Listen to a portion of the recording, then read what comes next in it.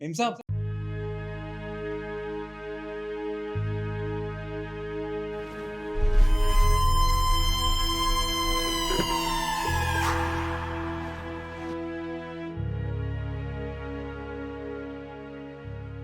शिखा, मुझे ना ज़रूरी काम से मार्केट जाना है। तुम्हें कुछ मंगवाना है? नहीं नहीं, मुझे कुछ नहीं मंगवाना। आप जा रहे हो तो आप ले आना। ठीक है, तुम अपना ख्याल रखना। मुझे आने में 4 से 5 घंटे लगेंगे। 4-5 घंटे लग जाएंगे आपको? पर इतनी देर मैं घर में अकेली, मुझे डर लगता है ना भाभी। तुम टेंशन मत लो, रामू घर पे है तो है। अगर किसी चीज़ की ज़रूरत होगी तो उसे कह देना। ठीक है, लेकिन आप जल्दी आना। रामू तेरा बाहर है ना?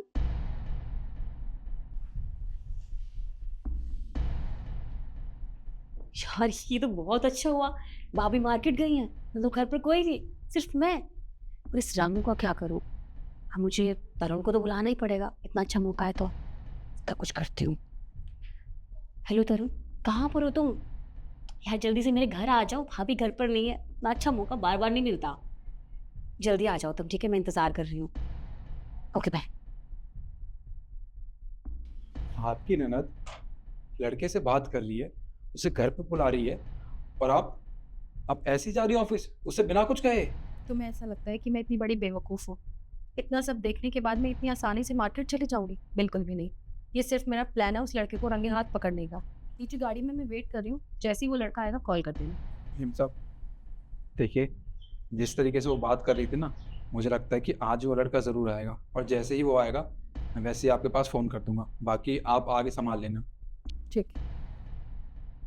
रामू, जी मैम साहब। और एक काम कर दो, मार्केट जाकर तुम प्लीज पेपर्स ले आओगे, मुझे असाइनमेंट्स बनानी है, असाइनमेंट शीट्स चाहिए। मैम साहब, वो मालकिन ना कुछ काम बता के गई थी, घर का झाड़ू पोछा बर्तन ये सब बाकी रह रहा है, तो पहले मैं ऐसे कर देता हूँ, फिर जाके ले आऊँगा। अरे वो बाद में हो जाएगा ना, वो अभी जरूरी थोड़ी ना, वैसे भी कोई मेहमान थोड़ी ना आ रहा है अभी। तुम पहले मेरा काम कर दो, उसके बाद तुम झाड़ू पोछा कर लेना। बहुत जरूरी है, मुझे कल सबमिट भी करवाना है, बहुत सारा काम है, प्लीज जी मैम साहब। जाओ। चल, ये भी गया। बस तुम जल्दी से आ जाओ। कहाँ रह गए और?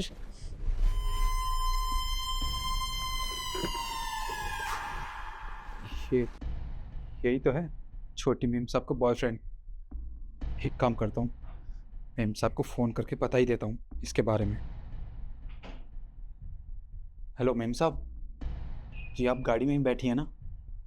जी, अभी आपने एक ब्लैक टी शर्ट में ऊपर आते हुए आदमी को देखा होगा।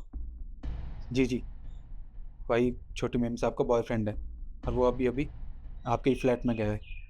जितना जल्दी हो आप आ जाइए। जी।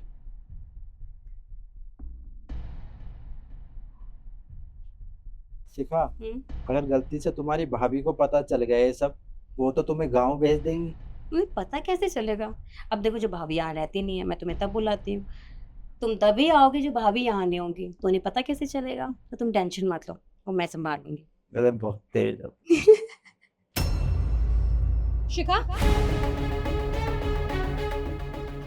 हाँ भाभी, आप अब तो मार्केट गई थी ना, इतनी जल्दी कैसे आ गई? मैं कहाँ गई थी कहाँ नहीं गई थी वो सब छोड़ो। मुझे ये बताओ, ये लड़का कौन है और हमारे घर में क्या कर रहा है? ये मेरा क्लासमेट है, वो मिलने के लिए आया था। वो मैंने रामू को भेजा भी है असाइनमेंट्स, वो शीट्स मंगवाने के लिए। हम दोनों मिलकर काम करने वाले थे ना, इसीलिए मैंने बुलाया था। अच्छा, तुमने झूठ बोलना भी सीख लिया ना। मैं बहुत अच्छे से जानती हूँ ये कौन है। और एक बात बताओ, दोस्त घर में बेडरूम में गोदी में लेटते हैं? तो तुम्हें चक्कर आ रहा था ना तरुण? हाँ, ये भाभी ये इतनी धूप में से आया है, पता है, पैदल आया है। उसके सर में बहुत तेज दर्द हो रही थी, मैं सर दबा रही थी बस। मेरा दोस्त है, इतना तो कर ही सकती हूँ। आप गलत समझ रही है मुझे, क्या बोले जा रही हैं आप? मैं बहुत अच्छे से जानती हूँ कि ये तुम्हारा बॉयफ्रेंड है, और तुम ये सोच रही होगी कि ये सब मुझे कैसे पता चला। तो अभी थोड़ी देर पहले तुम इससे चैटिंग कर रही थी ना, तो रामू ने मुझे सब दिखा दिया था मिरर से। अब बताओ, और तुम खड़े होकर शक्ल क्या देख रहे हो? निकलो यहाँ से। सुनाई नहीं दे रहा? निकलो यहाँ से।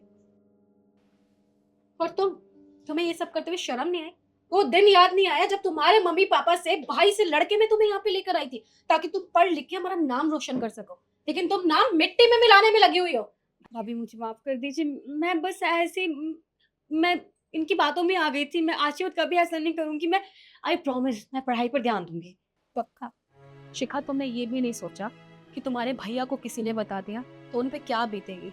उनसे लड़के लेकर आई थी, और उन्हें साफ मना किया था कि शिखा यहाँ नहीं आएगी, थोड़े टाइम में हम उसकी शादी करा देंगे। लेकिन मैं नहीं चाहती थी कि इतनी छोटी सी उम्र में तुम्हारी शादी हो।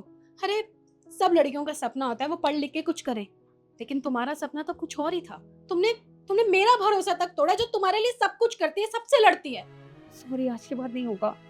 कैसे माफ कर दूं? तुम्हें बताओ, तुमने मेरा भरोसा तोड़ा है। अरे तुमने मुझे धोखा दिया है, तुमने मुझे भी बताना जरूरी नहीं समझा।